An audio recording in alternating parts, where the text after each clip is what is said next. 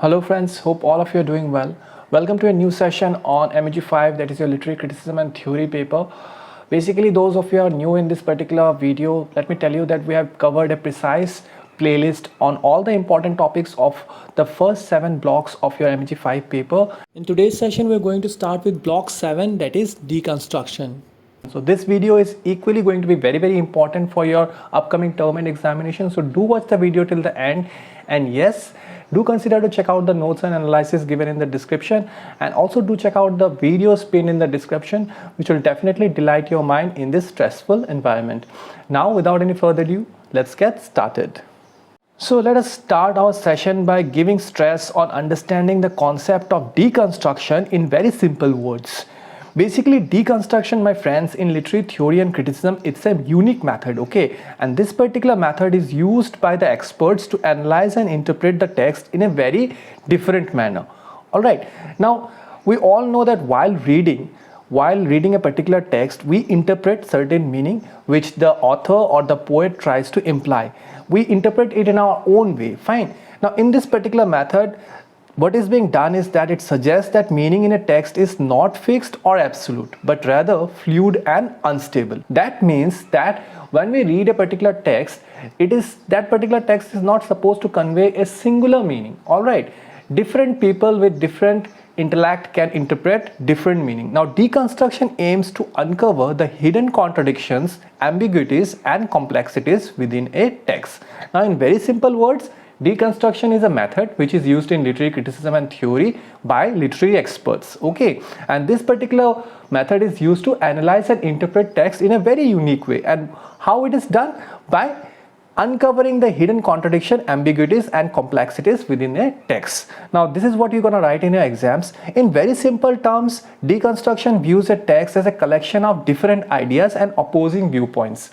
Now, a lot of us actually grew up thinking that when we read a particular piece of text, let it be poem or any novel or any piece of literature, what we understand is that we are deriving a particular meaning which the poet is trying to convey us, and we go with that meaning, right? But here in this particular concept, deconstruction analyzes or it views the literature or the particular piece of text that it has different ideas and opposing viewpoints.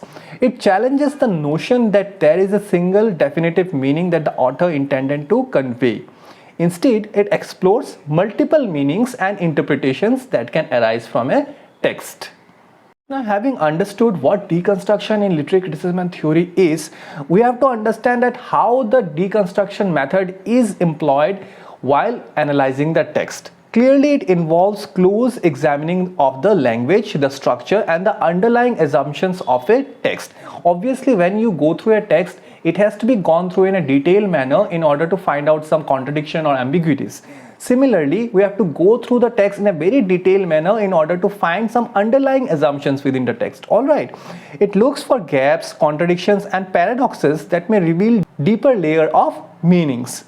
By breaking down the text binary oppositions such as good versus evil, male versus female, deconstruction exposes the inherent instability and uncertainty in language and meaning. Now, this particular concept actually challenges the conventional method of learning that we have been grown up knowing, that is that we are grown and we are trained, our mind is trained in such a manner, we are supposed to understand a singular meaning from a particular text, but this particular concept actually contradicts that particular concept. Ultimately, deconstruction aims to challenge the traditional interpretations and reveal the underlying complexities and contradictions within a text. It encourages readers to question established meanings and engage in a more nuanced understanding of literary works. Now, what deconstruction does? It actually encourages the readers to, broaden our mind while reading a particular piece of text and not restrict our mind into a very limited portion of understanding. Now, for better understanding, let us understand deconstruction with an example. Let us take the classic novel Frankenstein by Mary Shelley. Now, this particular author, Mary Shelley, I have mentioned in one of the previous videos. Do comment in the comment section for those who remember that who Mary Shelley is, because I have clearly mentioned that Mary Shelley is the daughter of a very prominent feminist whose video I have done in a couple of sessions back. So do mention in the comment section for those of you remember. I'll really reply to those messages. Now let's move on. Now in her work Frankenstein, if we go by a very traditional analysis, we all know what Frankenstein novel is all about. The story may be interpreted as a cautionary tale about the dangers of scientific ambition and consequences of playing God. Basically, what if we've not read, even those folks who have not read those novel, we all know that the Frankenstein story revolves around a scientist who actually created a monster. Actually, he put life inside the body of a being. Okay, that means he tried to play God by using scientific art. All right, now in a particular way, it may be understood that Frankenstein is actually a cautionary tale which tells us about the danger of scientific ambition, because the person who was involved in creating Frankenstein, he was very ambitious person. He wanted to create something which only God is authorized to do so. Okay, that means to give life. However, in Deconstruction, we could approach the text differently. Let's see how. Seeking to challenge and uncover hidden meanings. Now, all of us understand that whenever we hear the term Frankenstein, we understand it's a negative person, right? It's a negative person. But in case of Deconstruction, for example, we might deconstruct the binary oppositions present in the novel, such as life versus death, creator versus creation, and civilization versus nature. Now moving on, one aspect of Frankenstein that Deconstruction might focus on is the characterization of the creature.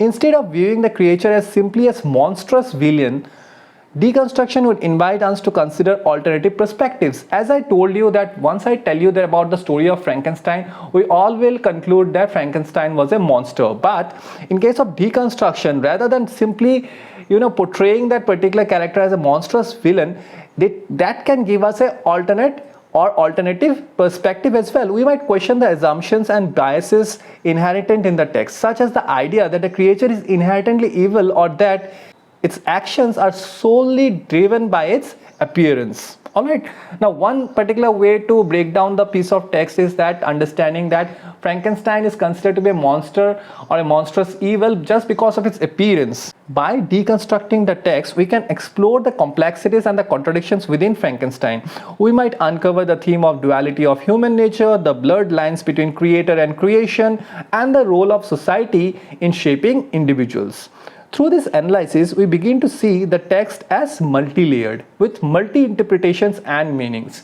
So as of now, we were trained to understand that a particular piece of text is meant to convey a singular meaning. But however, once we employ the method of deconstruction, we will be able to understand that a text is actually multi-layered.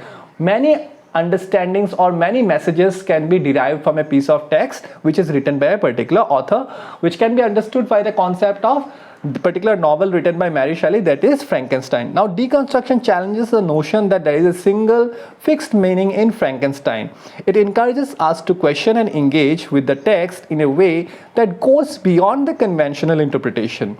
This approach highlights the richness and ambiguity of the novel and invites readers to explore the complexities of Shelley's work. Now, all of us might wonder that what is the purpose of deconstruction as a method in literary criticism and theory. We know as of now that it is used to analyze text, and yes, we have also understood that how it is done, obviously by a deeper understanding or a deeper analysis of the text. But we have to understand that deconstruction actually offers the readers to have a different meaning. Okay, it offers the readers to have a open viewpoint regarding any piece of literature by having different meaning derived from the text. So this is a video, guys. I hope you had an insight regarding the concept of deconstruction, which is from the block 8 of your MEG 5 paper, that is your literary criticism and theory. This is a very important topic for your upcoming term and examination, and the follow-up videos will also cover some of the important videos on important topics from deconstruction. And following this, we have only the one last block left, which I'll cover definitely in a couple of days. Also, if you have faced any other difficulty in understanding any particular section of this particular entire session, do feel free to comment in the comment section. Do not forget to mention the name of the popular and eminent feminist, the mother of Mary Shelley, of course, the author of Frankenstein, and I'll definitely reply to those messages. And yes, do not forget to check out the notes and analysis of this session pinned in the description. Of course, do check out the link of the videos narrated in my voice. You'll definitely love those videos. Till we meet next time, God bless you and thank you all.